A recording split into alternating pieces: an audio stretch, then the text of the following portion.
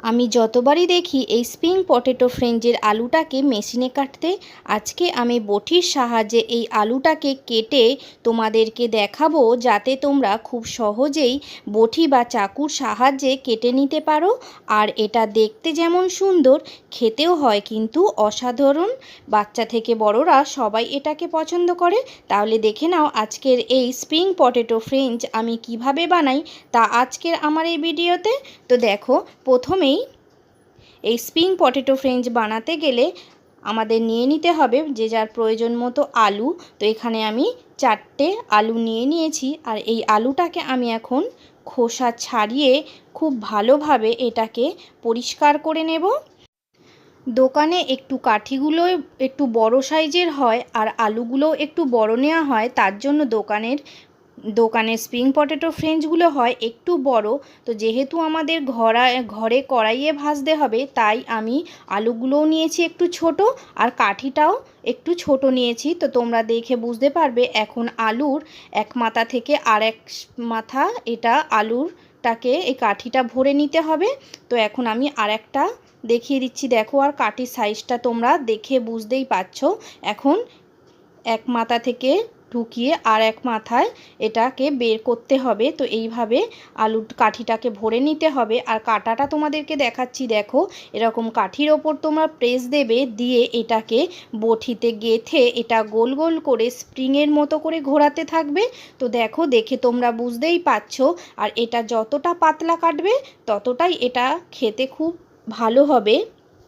তো এখন এইভাবে প্রেস দিয়ে গোল গোল করে তোমরা স্প্রিংয়ের মতো কেটে নেবে। আর একটা জিনিস তোমাদের খেয়াল রাখতে হবে, এই গোল গোল করে কাটতে কাটতে যেন তোমাদের বেরিয়ে না আসে। তা বেরিয়ে এসে কেটে গেলে কিন্তু স্প্রিংটা হবে না। তো দেখো, পুরোটা আমার কাটা হয়ে গেছে স্প্রিং করে। এখন আমি তোমাদেরকে দেখাবো, এই যে দেখো, এই আলুর একটা শেষ প্রান্ত আমি একটু মুড়ে কাঠিতে ঢুকিয়ে নিচ্ছি।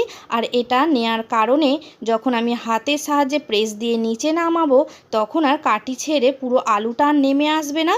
তো দেখো, তোমরা এইভাবে হাতের সাহায্যে একটু প্রেস দিয়ে তোমরা স্প্রিং করে নেবে। স্প্রিং করার পর তোমরা এইভাবে একটু ছাড়িয়ে নেবে। নেয়ার পর এটাকে অবশ্যই তোমরা জলেতে ভিজিয়ে রাখবে, তা না হলে এটা কালো হয়ে যাবে। আর জলেতে ভিজিয়ে রাখার কারণে এটা বেশ শক্ত হয়ে যাবে, তোমাদের স্প্রিং করতেও সুবিধা হবে। তো আবারও একটা তোমাদেরকে কেটে দেখাচ্ছি, দেখো, কাঠির মধ্যে তোমরা প্রেস দেবে, দিয়ে এটাকে গোল গোল করে ঘোরাতে থাকবে। খুব সুন্দরভাবে দেখবে এটা কেটে যাবে। তো এইভাবে তোমরা বটি বা চাকুর সাহায্যে কেটে নেবে। আর খেয়াল রাখবে যেন এরমভাবে কাটতে কাটতে এটা বেরিয়ে না আসে। তো এখন এটা জলে রাখার ফলে কতটা সুন্দর শক্ত হয়েছে। আর এই সময়ও তোমরা স্প্রিংটাকে সরিয়ে তোমাদের প্রয়োজন মতো সুন্দর করে স্প্রিং বানিয়ে নিতে পারো, আলুটাকে সরিয়ে সরিয়ে। তো এখন জল থেকে ছেঁকে তুলে রাখতে হবে। আর দেখো, আমি এখানে নিয়েছিলাম 1 কাপ আতপ চাল, ভিজিয়ে রেখেছিলাম আধ ঘন্টা আগে। এখন ধুয়ে পরিষ্কার করে এটাকে মিক্সিং জারে দিয়ে দেব। আর তোমাদের কাছে যদি এটা চালের গুঁড়ো থাকে তাহলে তোমরা গুঁড়োও ব্যবহার করতে পারো। আর এখন আমি মিক্সিং জারে একটু জল দিয়ে এটাকে পেস্ট করে নিয়ে চলে আসছি। আর আতপ চালটা দেওয়ার কারণে এটা খুব মুচমুচে হবে, খেতে খুব ভালো লাগবে। তো দেখো, এখন আমি পেস্ট করে নিয়ে একটা বাটির মধ্যে ঢেলে নিচ্ছি। নেয়ার পর এর মধ্যে দিয়ে দেব 1 চামচ মতো কর্নফ্লাওয়ার, আর দিয়ে দেব পরিমাণ মতো অল্প একটু নুন, অল্প একটু হলুদ গুঁড়ো, একটু কাশ্মীরি লঙ্কার গুঁড়ো, এখন দিয়ে দেব একটু জিরের গুঁড়ো অল্প করে, আর অল্প করে দিয়ে দেব চিনি। তো সবকটা মশলাই ঘরে থাকা উপকরণ দিয়ে খুব ভালোভাবে এটাকে ব্যাটারটা করে নিতে হবে। আর ব্যাটারের থিকনেসটা তোমাদের দেখাচ্ছি, দেখো, খুব পাতলা না আবার খুব ঘনও না, ঠিক এরকমটা। তো করে নেওয়ার পর এখানে নিয়ে নিতে হবে ব্রেড ক্রাম্বস, তোমরা কাঁচা ব্রেড ক্রাম্বসও ব্যবহার করতে পারো। তো এখানে তারপরে এই ব্রেড ক্রাম্বসের মধ্যে দিয়ে দিতে হবে 1/2 চামচ মতো কর্নফ্লাওয়ার, আর দিয়ে দিতে হবে অল্প করে একটু সামান্য নুন, দিয়ে এটাকে আবারও খুব ভালোভাবে মিশিয়ে নিতে হবে। এটা যখন খুব ভালোভাবে মেশানো হয়ে যাবে, তখন দেখো আমরা যে পটেটো ফ্রেঞ্চটা তুলে রেখেছিলাম জল থেকে, তো সেটাই মশলার বাটিতে এখন নিয়ে নেব। আর চামচের সাহায্যে এইভাবে মশলাগুলোকে তুলে তুলে দিয়ে দেব। দেওয়ার কারণে পুরো আলুটায় মশলা মেখে যাবে। তো দেখো তোমরা দেখতেই পাচ্ছ পুরো আলুটায় মশলা মেখে গেল। আর এটাকে একটু ঝরিয়ে নেবে, নিয়ে তোমরা ব্রেড ক্রাম্বসের উপরে দিয়ে পুরো আলুটাকে তোমরা ব্রেড ক্রাম্বসে একটু মাখিয়ে নেবে খুব ভালোভাবে। খুব ভালোভাবে যখন মাখানো হয়ে যাবে তখন তোমরা একটু প্রেস দিয়ে এটাকে একটু ব্রেড ক্রাম্বসটা যাতে ঝরে যায় একটু নাড়াচাড়া দিয়ে নেবে। নেওয়ার পর অতিরিক্ত ব্রেড ক্রাম্বস থাকলে এটা তেলে পুড়ে যাবে। তো এরকম খুব ভালোভাবে দেখো ব্রেড ক্রাম্বসটাও ঝরে গেছে আলু থেকে। এখন এগুলোকে ছাকা তেলে ভেজে নিতে হবে। তার জন্য কড়াইতে আমি আগে থেকেই বসিয়ে দিয়েছি সাদা তেল, আর তেলটা একটু বেশি পরিমাণেই লাগবে। তো একটা স্প্রিং পটেটো এর মধ্যে দিয়ে দিতে হবে। দিয়ে এটা অবশ্যই গ্যাসের ফ্লেমটা তোমরা প্রথমে হাই রাখবে, তারপরে এটা একটু উল্টে পাল্টে ভেজে নেবে। তারপর মাঝখানে একটু লো করে দেবে।